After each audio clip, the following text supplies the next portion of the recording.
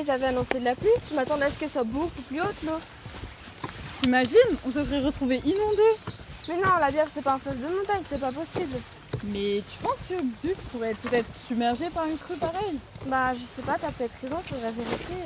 En France, l'inondation est le premier des risques qui touche la majorité des bassins versants des différents cours d'eau. Au long de son histoire et à intervalles irréguliers, la ville de Paris connaît de nombreuses crues de la Seine. La première datant de 583, la plus haute de 1658, la plus marquante de 1910 et la plus récente de 2007.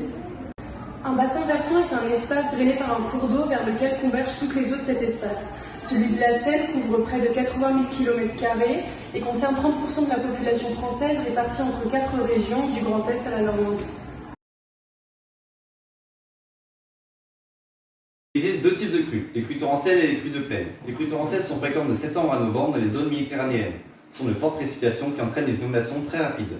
Quand il pleut 100 mm/h, on parle de crues éclairs. L'effet est renforcé par des bassins versants de petite taille aux pentes raides, ce qui crée un effet cuvette. L'autre type de crue, les crues lentes, se produit dans des plaines lorsque le sol est déjà saturé après de longs mois de pluie.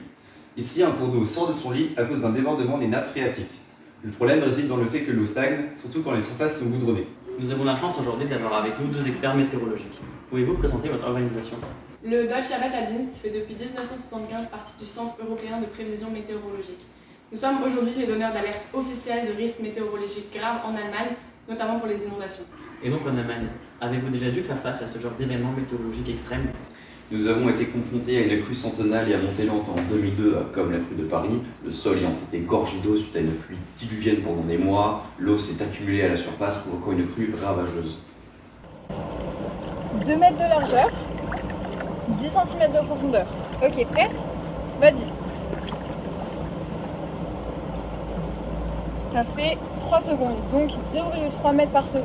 Donc on a la largeur et la profondeur de la Bièvre. Ça fait donc La vitesse moyenne, donc 0,3 mètres par seconde par 2 mètres de largeur et 10 cm de profondeur, donc un débit de 0,06 mètres cubes par seconde. Du coup, il faudra revenir ici tous les jours.